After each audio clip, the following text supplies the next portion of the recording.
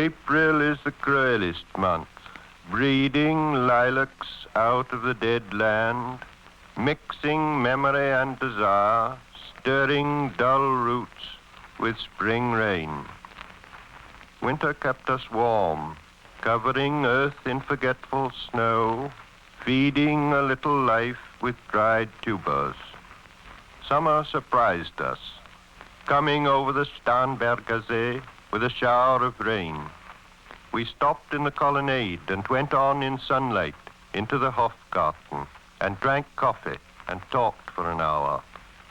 Bin gar keine Russin, Stamm aus Litauen, echt Deutsch. And when we were children, staying at the Archduke's, my cousin's, he took me out on a sled and I was frightened. He said, Marie, Marie, hold on tight. And down we went. In the mountains, there you feel free. I read much of the night and go south in the winter. What are the roots that clutch? What branches grow out of this stony rubbish? Son of man, you cannot say or guess, for you know only a heap of broken images where the sun beats and the dead tree gives no shelter, the cricket no relief, and the dry stone no sound of water. Only there is shadow under this red rock.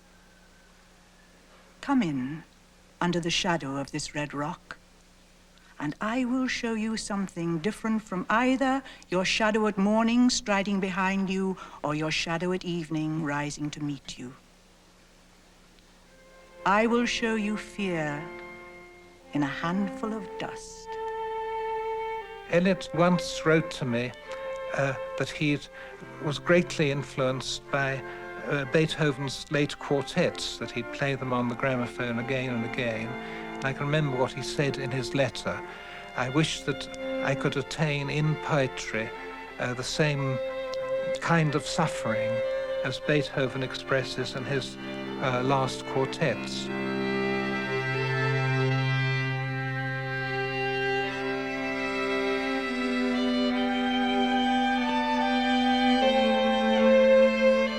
T.S. Eliot's The Waste Land is the most famous poem written this century and the high point of the modern movement in poetry. On the strength of it, Eliot was to become the most respected poet of his age, a cultural guru who in later life could attract audiences several thousands strong to his lectures. And though Eliot was to have several careers as dramatist, critic, publisher and editor, it was as the author of The Waste Land that he was always primarily known. I can't think of any poem really as great as The Waste Land. It probably remains the most important poem, certainly of the early part of the 20th century in the English language. I think his role in 20th century poetry is absolutely towering over everyone else. He's much better than Yeats. Much, much more inventive, much more brilliant, newer. Simply newer. I mean, everything in 20th century poetry is founded on Eliot. Thomas Stearns Eliot was born in St. Louis, Missouri in 1888. He was a frail child, and from an early age he was cosseted and protected from the world. The dominant influence of his childhood was his grandfather, William Greenleaf Eliot, a Unitarian minister, who instilled in the young Eliot a sense of moral propriety and public service. He had a happy childhood, and yet, by the time he went to Harvard University, he felt a deep and unsettling need to break out of the provincial structures of his upbringing. His family, the Eliots, were the aristocrats of that time in American life. Eliot, as he grew up in this rather large but closely knit family, was aware that the duties which would devolve upon him were those of commitment, public service, public law. These were commitments he never actually eschewed, and throughout his life you see manifestations of them in his various roles he chose to play. Now, in terms of his actual poetry, what you find in the years of St. Louis and the years when he was at Harvard is a poetry which is primarily concerned with gloom, with solitariness, with sexual unease. He's obviously a young man who wants to break out of that very close family situation, which was the condition of his life at that time, but didn't know how to do so. When he was at Harvard, for example, he would go on long, lonely walks through the slums of Cambridge, which was close by. But all the time you feel that he's on a lead and that he's going to be dragged back at any moment, back to the family life, back to the university life, back to all the ambitions his parents had for him. So you get the sense of a very civilized, elegant, aristocratic young man, but one who was trying awkwardly, sometimes unsuccessfully, sometimes to rebel against that background. Let us go then, you and I, when the evening is spread out against the sky, like a patient etherized upon a table. Let us go through certain half-deserted streets, the muttering retreats of restless nights in one-night cheap hotels and sawdust restaurants with oyster shells. Streets that follow like a tedious argument of insidious intent to lead you to an overwhelming question. Oh, do not ask what is it. Let us go and make our visit. The Love Song of J. Alfred Prufrock was Eliot's first major poem. He wrote it when he was 23, while still a student at Harvard, and it immediately marked him out as a poet of unique originality. What Eliot gave them was irony and bathos and anticlimax, and also this extraordinary use of imagery in his poetry. If you take the beginning, what you have is the first of the modernist trumps. Let us go then, you and I, when the evening is spread out against the sky, like a patient etherized upon a table. What Eliot is doing here is taking an old cliche, the red sky at night is the shepherd's delight, and turning it through 75, 130 degrees, something like that. I mean, just swiveling it so you don't see it in quite the same way. You have here a recognizable voice, but quite an unusual one. It's never been heard before, certainly not in English poetry, where his contemporaries in England, and to a certain extent in America, were still lost in a kind of late romantic twilight, where expressions of public disorder were matched only by expressions of private disorder. There's a certain breakdown in the value system, so the language seems thin and etiolated as a result. Here you have a poet and a poem who seems very sure of himself, very sure of what he's trying to do, and very sure he's got his act together, as they say. And this came as a profound shock. When Harold Monroe was shown the poem by Comrade Aiken, he said it was absolutely insane. Now, what he meant by that was it didn't conform either melodically or thematically with anything he was used to reading. There will be time. There will be time to prepare a face to meet the faces that you meet. There will be time to murder and create. And time for all the works and days of hands that lift and drop a question on your plate. Time for you and time for me. And time yet for 100 indecisions and for 100 visions and revisions before the taking of a toast and tea. In the room, the women come and go talking of Michelangelo. And indeed, there will be time to wonder, do I dare? And do I dare? Time to turn back and descend the stair with a bald spot in the middle of my hair. They will say, how his hair is growing thin. My morning coat, my collar mounting firmly to the chin, my necktie rich and modest, but asserted by a simple pin. They will say, but how his arms and legs are thin. Do I dare disturb the universe? In a minute there is time for decisions and revisions, which a minute will reverse. For I have known them all already, known them all, have known the evenings, mornings, afternoons. I have measured out my life with coffee spoons. I know the voices dying with a dying fall beneath the music from a farther room. So how should I presume? Prufrock is a genuine creation. He is J. Alfred Prufrock. And this is actually slightly different from being Thomas Stearns Eliot. I think Eliot was a rather sophisticated human being. Clearly, a man who was reserved. Virginia Woolf once sent an invitation out saying T.S. Eliot would be here in his four-piece suit. Clearly people saw this, but I think actually a man capable of great passion and not ridiculous, not at times almost the fool. Well, he was always someone who liked to play roles, even from an early age.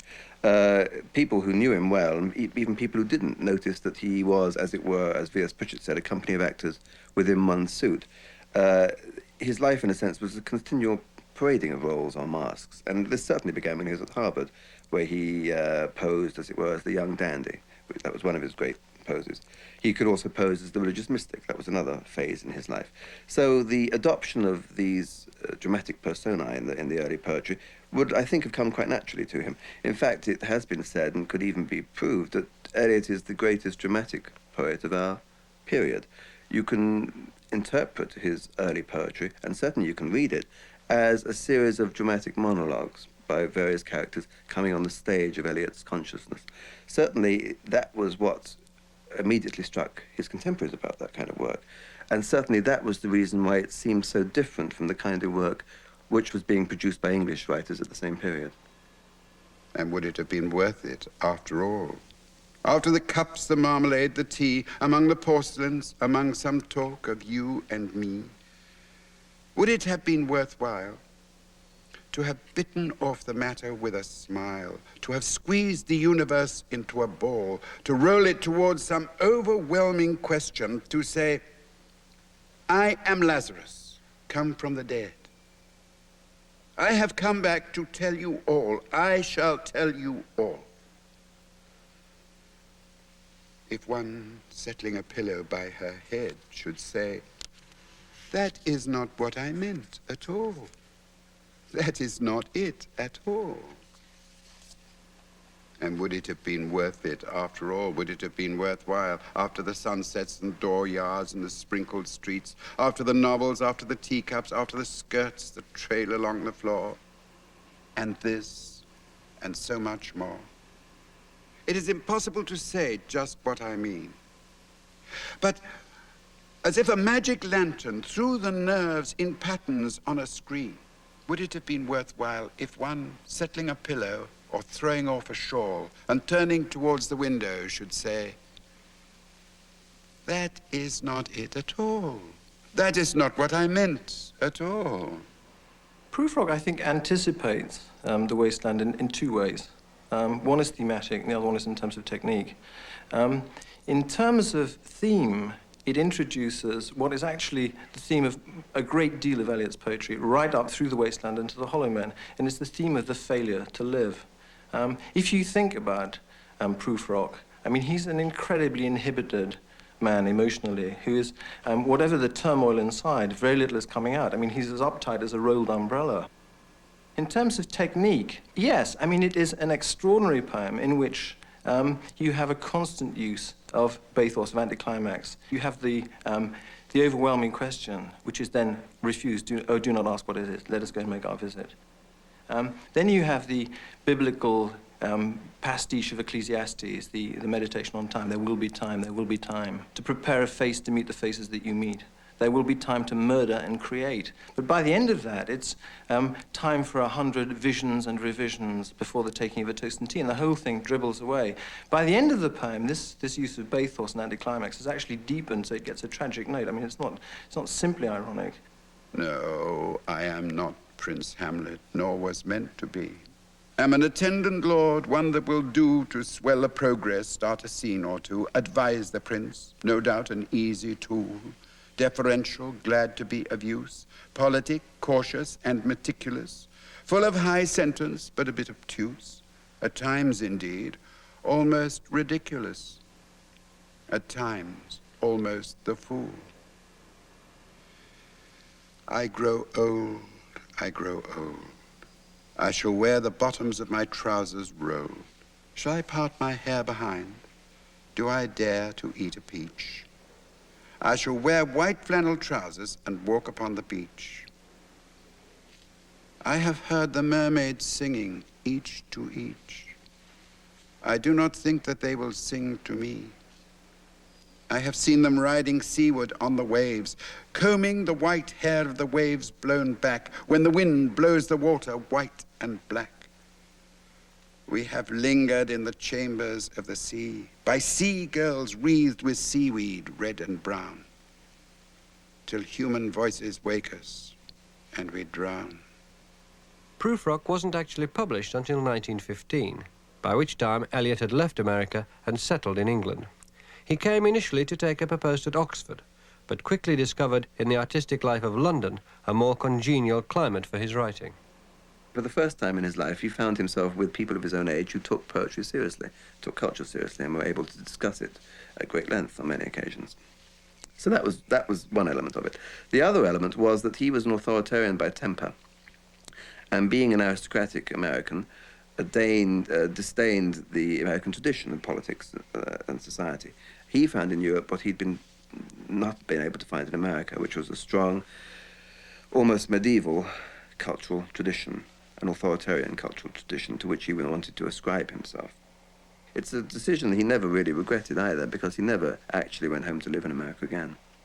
Avant-garde life in London during the First World War was dominated by two great energies, Wyndham Lewis and another expatriate American, Ezra Pound. Pound in particular was to play a huge part in launching Eliot's career. Indeed, it was he who organised the first publication of Prufrock. Pound had joined Wyndham Lewis in founding a movement they called Vorticism, dedicated to reforming and modernising English cultural life. Inspired by Cubism and Futurism on the continent, Vorticism was determinedly behind all things modern and experimental. It was spirited and flamboyant, and the Vorticist magazine was, appropriately, called Blast. Well, as the name Blast indicates, they were really trying to blast away the remnants of Victorianism and English Romanticism, what we'll call the Georgian poets, and they were trying to introduce modernism. What they were trying to do, as a matter of fact, was to create a modern tradition which connected with a past. They were against the sort of idea of tradition as simply carrying on with what your predecessors had done. It was a revolt against your immediate predecessors and a deliberate pushing yourself back into a much more remote past, but a relevant past. What they're trying to do, people like Pound and Eliot, is really to introduce that kind of revolution into the history of poetry, as it already had occurred in music and painting, and all the antecedents of it existed in France, around about the great dates, 1870, 1880, and so on. What they were trying to do, trying to drag English into the mainstream again, not just the mainstream of modern poetry, but the mainstream of modern art. The antics of the Vorticists were one of the few colourful aspects of life in wartime London. As the war dragged on, and the enormity of what was happening in the trenches began to sink in at home, the capital took on a blighted mood.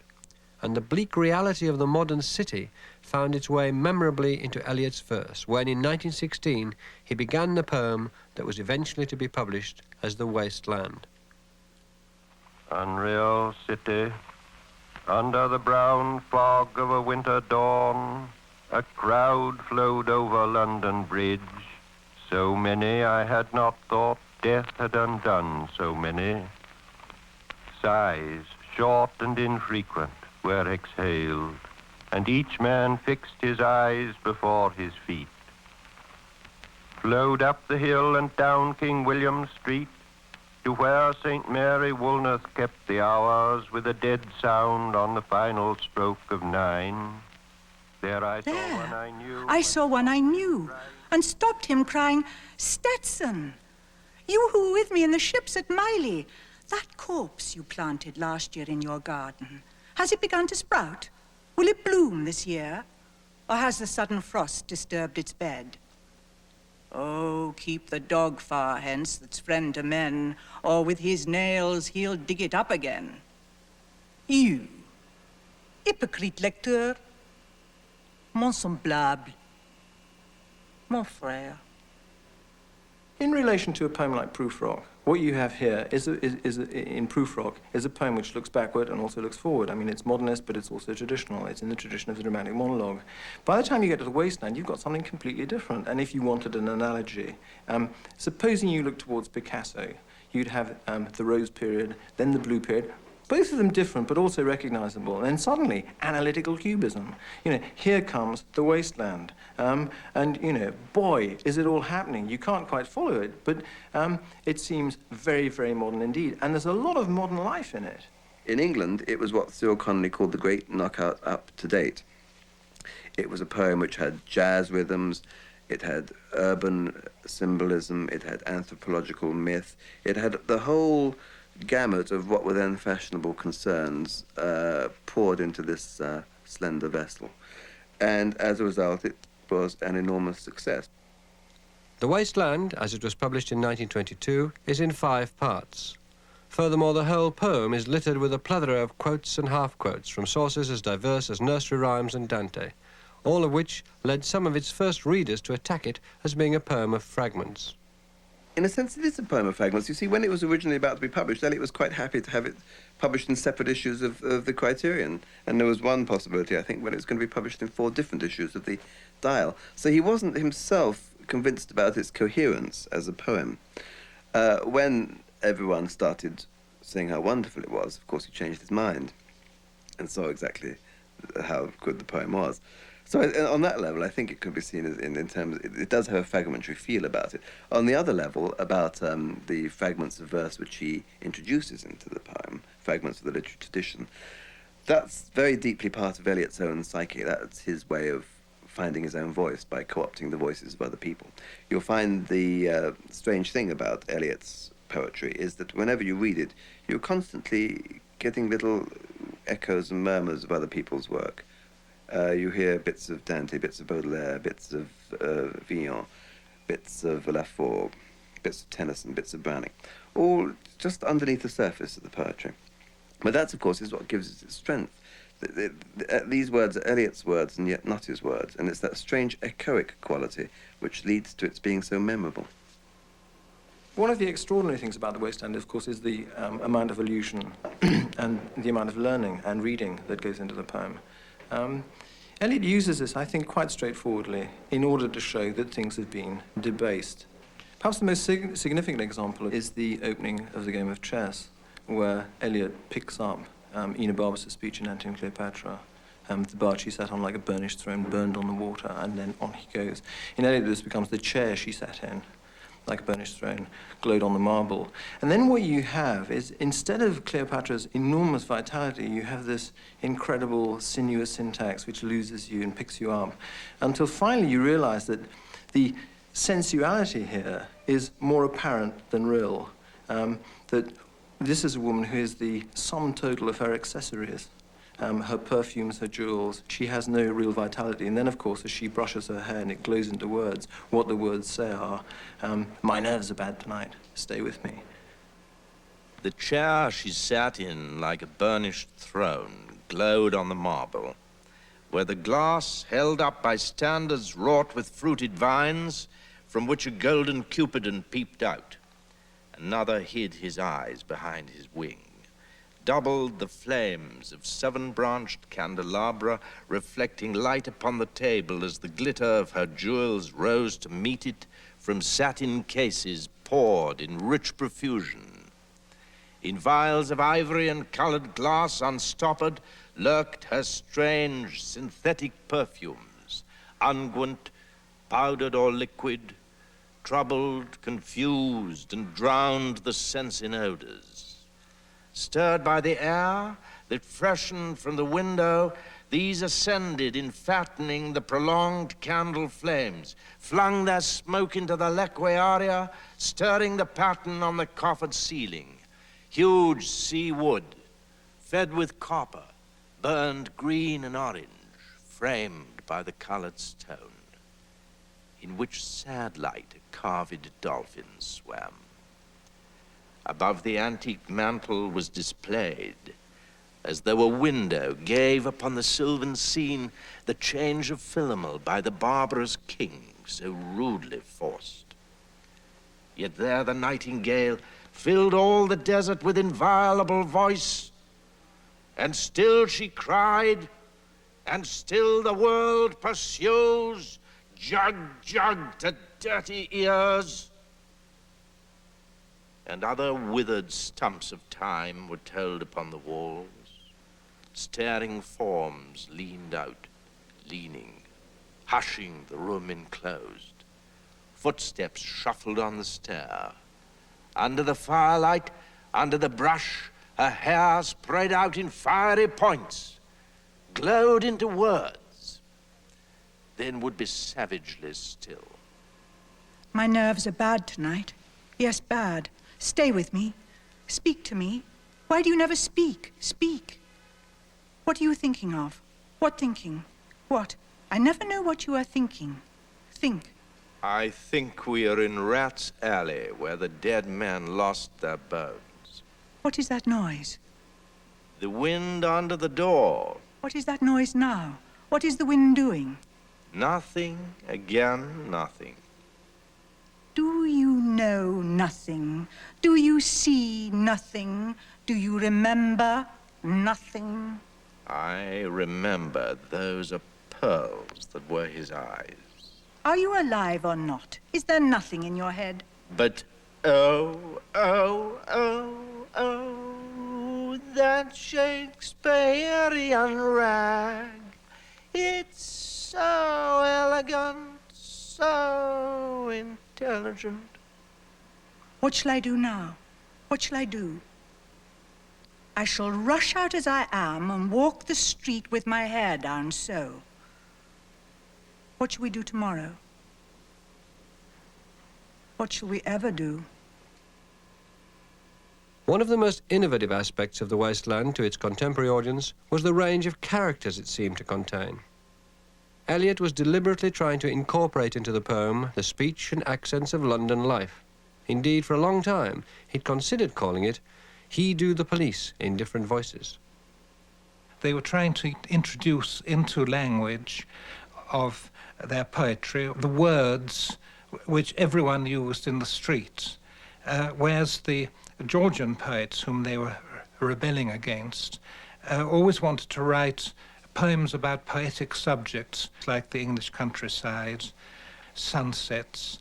They were deliberately choosing the dirty canal near the gasworks. They were deliberately choosing these sordid-seeming subjects and, as a matter of fact, creating a strange kind of beauty for them, although, of course, most of their contemporaries didn't recognize that. Take, for instance, I think one of the most striking things in it must be the dialogue in the pub, the monologue in the pub. You know, you ought to be ashamed, I said, to look so antique and her only 31. I can't help it, she said, pulling a long face. It's them pills I took to bring it off, she said. She'd had 5 already and nearly died of young George. Absolutely wonderful stuff. And never there in poetry before, but suddenly, wham, there you are, right in a London pub.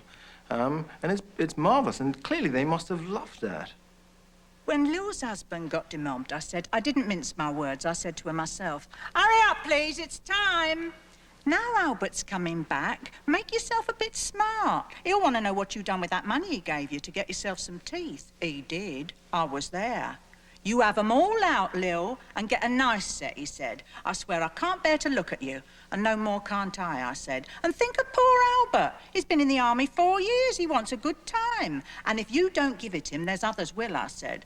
Oh, is there, she said. Something of that, I said. Then I'll know who to thank, she said, and give me a straight look. Hurry up, please, it's time.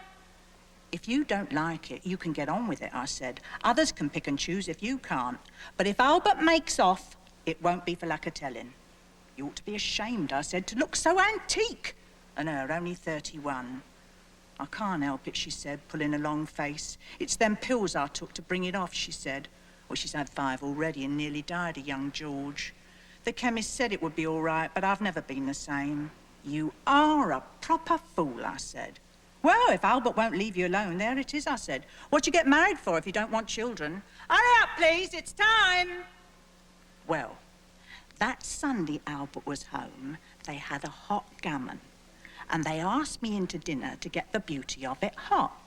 Hurry up, please, it's time. Hurry up, please, it's time. Good night, Bill. Good night, Lou. Good night, May. Good night. Ta-da. Good night. Good night. Good night, ladies. Good night, sweet ladies. Good night. Good night. The river's tent is broken.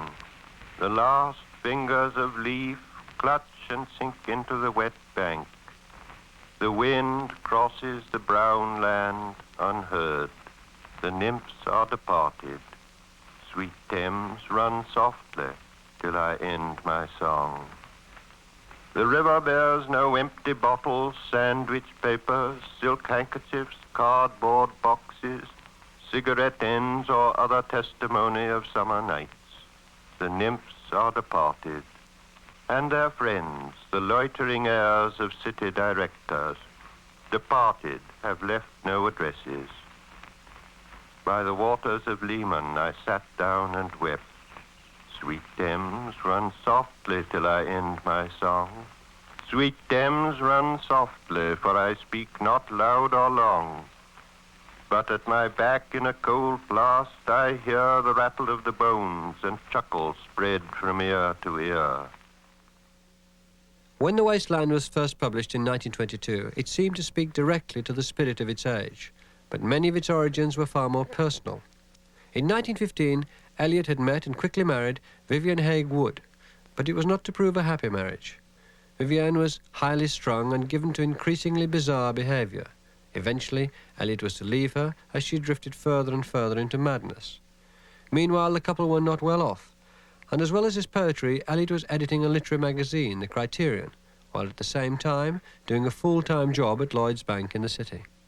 Now, what happened was he suffered something close to a nervous breakdown in the year of the making of The Waste Land. So you have a poem which is immediately and clearly affected by Eliot's tribulations and privations of the period. There's no doubt about that. But on the other hand, you cannot read it as what he called a private grouse or a piece of rhythmical grumbling, I think was his word for it. Because the genius of the man was that he made his own obsessions and his own problems part of the symbols of the age, as it were. He stood in a kind of symbolic relation to his own time and turned his private grief into a public grief on one level. He was able to transmogrify his own personality into something much larger than it really was, so that he could, his private career, as it were, could stand for the decline of the West. It's a very gloomy poem. It's a poem about the imminence of some kind of apocalypse, as we get very strongly towards the end of the poem, remember? We're all entitled to feel that. I sometimes think we don't feel it as strongly as people did in the aftermath of the First World War, simply because we've made a routine of it. I mean, we have apocalypse for breakfast. But the sense that the world had entered a sort of spiritual desert, which becomes very strong in Eliot later, that all that the Christian can do, he must have been very close to religious conversion, obviously, when he wrote The Waste Land, to some religion or other. Spender says to Buddhism, but whatever it was. He really did think that the world was going through a period where the good man could do nothing but attempt to redeem the time, meanwhile redeeming the time. It really links up with a poem of W.B. Yeats, in which the lines occur, the best lack all conviction, while the worst are full of passionate intensity. Well, that, for Yeats, epitomizes our civilization, but that's exactly what you find also in The Waste Land. This view that people had at that time of everything collapsing, breaking down, the decline of the West, above all the West. Unreal city. Under the brown fog of a winter noon, Mr. Eugenides, the Smyrna merchant, unshaven, with a pocket full of current CIF London documents at sight, asked me in demotic French to luncheon at the Cannon Street Hotel, followed by a weekend at the Metropole. At the violet hour, when the eyes and back turn upward from the desk, when the human engine waits like a taxi throbbing, waiting, I, Tiresias, though blind, throbbing between two lives, old man with wrinkled female breasts, can see at the violet hour, the evening hour that strives homeward and brings the sailor home from sea. The typist, home at tea time, clears her breakfast, lights her stove, and lays out food in tins. Out of the window, perilously spread, her drying combinations, touched by the sun's last rays. On the divan are piled, at night her bed, stockings, slippers, camisoles, and stays. According to Eliot, the key figure in The Waste Land is the figure of the blind seer, Tiresias, who appears in the third section of the poem. He has the ability to see the whole of human history simultaneously, and so provides Eliot with another device for comparing the past with the present. Tiresias symbolizes decadent aspects of the modern world of the wasteland. For instance, sexual ambiguity. He's the old man with withered breasts. That is important. I mean, Eliot is writing about modern decadence, but he's not seeing this kind of decadence as something unique to the modern world. There's a recurrent view of history, I think, in the wasteland, and decadence is something which is concomitant almost with civilization. You have civilization, decadence. They go side by side. That's partly why the poem is not just a poem about the collapse of Europe in modern times, a particular moment. And I think Tiresias symbolizes all that, or signifies all that. I, Tiresias, old man with wrinkled dugs, perceived the scene and foretold the rest. I too awaited the expected guest. He, the young man carbuncular, arrives. A small house agent's clerk with one bold stare, one of the low, on whom assurance sits as a silk hat on a Bradford millionaire. The time is now propitious, as he guesses. The meal is ended, she is bored and tired, endeavors to engage her in caresses, which still are unreproved, if undesired. Flushed and decided, he assaults at once. Exploring hands encounter no defense. His vanity requires no response, and makes a welcome of indifference. And I, Tiresias, have forsuffered all enacted on this same divan or bed. I who have sat by Thebes below the wall and walked among the lowest of the dead. Bestows one final, patronizing kiss, and gropes his way, finding the stairs unlit. She turns and looks a moment in the glass, hardly aware of her departed lover. Her brain allows one half-formed thought to pass. Well, now that's done, and I'm glad it's over. When lovely woman stoops to folly and paces about her room again alone. She smooths her hair with automatic hand and puts a record on the gramophone. Now, in Goldsmith, this is a song which is sung by Olivia in The Vicar of Wakefield when she goes back to the place where she's been seduced. It's quite a different thing. When lovely woman stoops to folly, she sings, and learns too late that men betray. What balm can soothe her melancholy? What charm can wash her guilt away? The only art that guilt can cover, to hide her shame from every eye, to grant repentance to her lover and wring his bosom, is to die. In other words, in those days, when you were seduced and you fell, it was something serious. You know, you went off and you killed yourself. It's the only solution. Now what do? You know, they brush their hair, put a record on the gramophone. And everything has been debased by the time it gets there.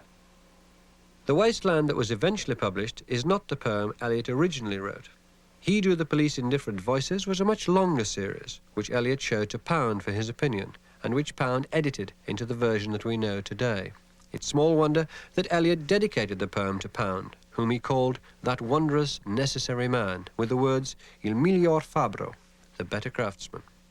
The original Wasteland had many other elements. There was an element of pastiche, parody, dramatic virtuosity. It was to be a much larger statement than the poem we have now. What happened was that Eliot gave the poem to Pound, and Pound performed upon it what he called a Caesarean operation. He heard Eliot's music and decided that the music was the most important thing. So he excised the parody, he excised the pastiche, he excised the dramatic virtuosity. And what was left was a much shorter poem, but a poem which was much more clearly marshalled around the evidence of Eliot's music. See, the thing about Eliot was that all his feelings, his firmest feelings, seemed to cluster around cadences, literary cadences, largely cadences which he heard from his childhood. And throughout The Wasteland, and indeed throughout his other work, you hear the same music. It's mournful, incantatory, resonant music, which is Eliot's music, the music of his being. And what Pound did in The Wasteland was to let that music come forth, let that music be heard. And when he did so, the poem, as it were, became a unity around that particular fact.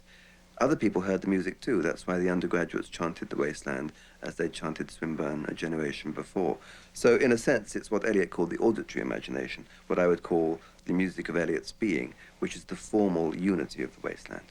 The Wasteland, some of the bits of it, you go back, right back to 1915, in fact, when he was 27, 7 years before the poem was written, possibly even earlier than that. So there's this process of gradual agglomeration and then cutting, and then saying, that's the poem. This poem is not like, say, a dramatic monologue of Browning's, which is another, of course, important source. It's not like that because it hasn't got narrative connectedness. It's not meant to appeal to what he called the logic of concepts. It's meant to appeal to the logic of the imagination. What you have to do, he said, is the most difficult thing of all to do, is to, this distinguishes good readers of poetry from bad, in Eliot's view, is to see the relationships between what apparently disparate bits of imagery and fragments of narrative and so on, and hold it all by an act of the imagination into some kind of unity. Very keen on it being a unity, but that unity can only be had by particularly intense kinds of attention, which he didn't incidentally think many people were capable of. This music crept by me on the waters and along the Strand up Queen Victoria Street. Oh, city, city, I can sometimes hear beside a public bar in Lower Thames Street the pleasant whining of a mandolin and a clatter and a chatter from within, where fishermen lounge at noon, where the walls of Magnus Martyr hold the inexplicable splendor of Ionian white and gold. The river sweats oil and tar, the barges drift with the turning tide, red sails wide to leeward swing on the heavy spar. The barges wash drifting logs down Greenwich Reach past the Isle of Dogs. Way-ya, la-la, lay-ya, wa-la-la, lay-ya, la-la. Elizabeth and Leicester beating oars.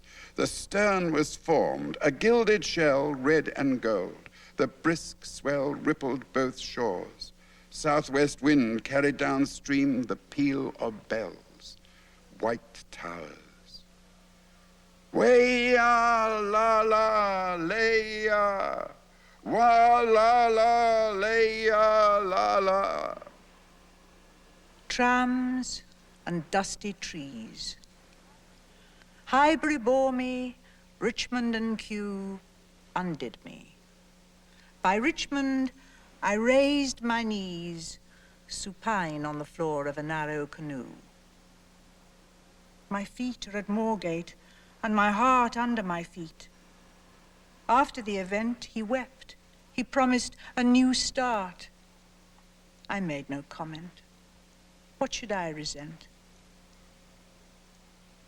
On Margate Sands, I can connect nothing with nothing. The broken fingernails of dirty hands. My people, humble people, who expect nothing. When the poem was first published in book form, Eliot added 3 pages of notes, scholarly references and clues to the way the poem should be read. In particular, he acknowledges a debt to 2 anthropological works, From Ritual to Romance and The Golden Bough. In later life, Eliot was to claim that he only added the notes because the poem as it stood was too short to be published as a book. But whatever the truth, the notes have spawned a considerable academic industry. The notes should be taken with a lot of grains of salt. They are rather illuminating, especially pointing out Tiresias. But I think Eliot himself once said about the poet is like a burglar who throws the watchdog a large lump of meat, and while the watchdog is eating the meat, he gets away with the burglary. Well, what does that mean? I think it means, in the case of the wastelands, that Eliot liked to think of all these scholars and teachers and people occupying themselves with explaining what the wasteland was about and following all these false trails that he'd laid down in the notes. Eliot, as a poet, emerged at a time when English literature as a university discipline was becoming more and more prominent, with critics in England like I.A. Richards and in America like Clarence Brooks, who were, as it were, becoming the new gurus in the academic establishment. Now, Eliot, I think, who was nothing if not astute, realized this fact. And it could be said, I think, without overstating the case, that Eliot started to write poetry which would be not only approved of by the academic establishment, but could be studied by that academic establishment. I think he realized that immortality, if such it was to be, or at least fame, was to be garnered from the universities as much as from the newspapers. And I think he started to pitch his poetry in that direction. And there has been a huge industry. These must be the 17 or 19 most annotated pages in the history of English literature. And it seems to me that in the end, we're actually getting there. It's very important that we do understand the poem properly. And every time one reads it, one discovers something new, something fits better. And I think actually what's happened is the explanations have in fact got simpler. It is clear now, after all this mulging around, after all every cupboard has been turned upside down, every bed has been looked under in English literature, after all of this, it's clear that there are three main strands in the poem that we have to bear in mind. Fertility myths, so these are much less important than we originally thought they were. And then Eliot, in the 1956 lecture in Minnesota, actually said that he was sorry he'd sent people off on a wild goose chase. Fertility myths, Christ and the resurrection, and the Buddhist notion of reincarnation, which is also clearly there in the poem and has been rather ignored to date, but helps to explain the whole ambiguity of the poem. Because in the Buddhist religion, what you want to do is not be reborn. You want to achieve nirvana, a state of enlightenment. But at the same time, you have a tremendous urge to be reborn because you want to go on living. So that throughout the poem, there are these two impulses running side by side. I think to say that one can explain the poem is a bit like saying that you can explain Cézanne or Picasso. There are things you can say about it that might be helpful, but you can't explain it in the sense of unfold it and make it simpler to apprehend. But in the end, what you've got to do is to stand in front of it, really, and attend to it in the best way that you can manage. I don't think there's any way of having it explained to you. After the torchlight red on sweaty faces, after the frost is silence in the gardens, after the agony in stony places, the shouting and the crying, prison and palace and reverberation of thunder, of spring over distant mountains, he who was living is now dead. We who were living are now dying with a little patience. Here is no water, but only rock, rock and no water, and the sandy road, the road winding above among the mountains, which are mountains of rock without water. If there were water, we should stop and drink. Amongst the rock, one cannot stop or think. Sweat is dry, and feet are in the sand. If there were only water amongst the rock, dead mountain mouth of carious teeth that cannot spit, here one can neither stand nor lie nor sit. There is not even silence in the mountains, but dry, sterile thunder without rain. There is not even solitude in the mountains, but red, sullen faces sneer and snarl from doors of mud-cracked houses. If there were water and no rock, if there were rock and also water, and water a spring, a pool among the rock, if there were the sound of water only, not the cicada and dry grass singing, but sound of water over a rock where the hermit thrush sings in the pine trees, drip, drop, drip, drop, drop, drop, drop. But there is no water. Who is the third who walks always beside you? When I count, there are only you and I together. But when I look ahead up the white road, there is always another one walking beside you, gliding, wrapped in a brown mantle, hooded. I do not know whether a man or a woman, but who is that on the other side of you? What is that sound high in the air? Murmur of maternal lamentation. Who are those hooded hordes swarming over endless plains, stumbling in cracked earth, ringed by the flat horizon only? What is that city over the mountains, cracks and reforms and bursts in the violet air? Falling towers, Jerusalem, Athens, Alexandria, Vienna, London. Unreal. 5 years after The Wasteland was published, Eliot was received into the Church of England, and he remained a convinced believer for the rest of his life. He became an eminent publisher with Faber and Guire, now known as Faber and Faber, and an increasingly respected poet and critic. After publication of 4 quartets during World War II, he largely abandoned poetry in favour of verse drama, and plays like Murder in the Cathedral and The Cocktail Party introduced his work to a whole new audience. He was awarded the Nobel Prize in 1948. Despite the acclaim, however, Eliot remained a lonely and isolated man. It was only on his marriage to his secretary, Valerie Fletcher, in 1957, that he enjoyed, at the end of his life, the happiness he'd not known since childhood. He died in 1965, and after her husband's death, Valerie Eliot declared that he felt he'd paid too high a price to be a poet, that he'd suffered too much. His achievement is very difficult to summarize. The fact is, he never repeated himself. I mean, this is the main thing. And he was enormously inventive. I mean, he went from one thing to another, whereas other poets repeat themselves. Eliot didn't. And his great achievement, actually, of course, is to make this a myth of how the poet should behave. Eliot's triumph was not just that he wrote poetry which will probably be remembered as long as the English language is read, but also that he, in his own person, represented and sustained a culture which was on the point of falling apart. He put together what you might call as the last vestige of a European international literary culture. He represented it in his own person, and he gave it shape out of his own obsessions, which is the most remarkable thing. He, as it were, came to represent it because he needed to represent it. He wanted that authority, so he provided it himself. So on that level, it's the most remarkable achievement.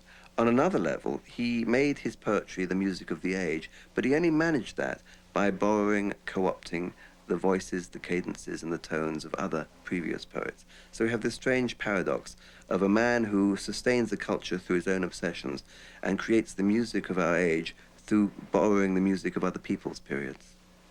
A woman drew her long black hair out tight and fiddled whisper music on those strings. And bats with baby faces in the violet light whistled and beat their wings and crawled head downward down a blackened wall. And upside down in air were towers tolling reminiscent bells that kept the hours, and voices singing out of empty cisterns and exhausted wells. In this decayed hole among the mountains, in the faint moonlight, the grass is singing over the tumbled graves about the chapel. There is the empty chapel, only the wind's home. It has no windows and the door swings. Dry bones can harm no one. Only a cock stood on the roof tree. Cocorico, cocorico, in a flash of lightning. Then a damp gust bringing rain. The central despair of The Wasteland is really religious despair. And I suppose the central inspiration is the Old Testament, is the Bible. What are the roots that clutch, and so on. It's the vision all the way through is is Christ at Emmaus and so on. The vision is really a religious vision. Ganga was sunken, and the limp leaves waited for rain, while the black clouds gathered far distant over Himavant. The jungle crouched, humped in silence. Then spoke the thunder. Da. Data. What have we given? My friend, blood shaking my heart, the awful daring of a moment's surrender, which an age of prudence can never retract.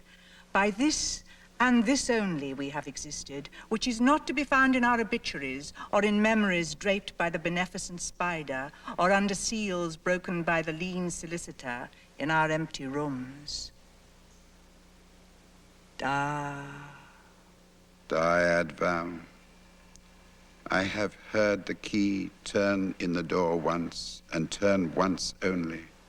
We think of the key, each in his prison, thinking of the key. Each confirms a prison only at nightfall. Ethereal rumors revive for a moment, a broken Coriolanus. Damyata. The boat responded gaily to the hand expert with sail and oar. The sea was calm. Your heart would have responded gaily when invited, beating obedient to controlling hands. I sat upon the shore fishing with the arid plain behind me. Shall I at least set my lands in order? London Bridge is falling down, falling down, falling down. Poi s'ascosi nel fuoco che li affina quando fiam uti che li don. Oh, swallow, swallow, le prince d'Aquitaine à la tour abolie. These fragments I have shored against my ruin. Why, then I'll fit you. Hieronymo's mad again? Data. Dyad vow. Damyata. Shanti. Shanti. Shanti.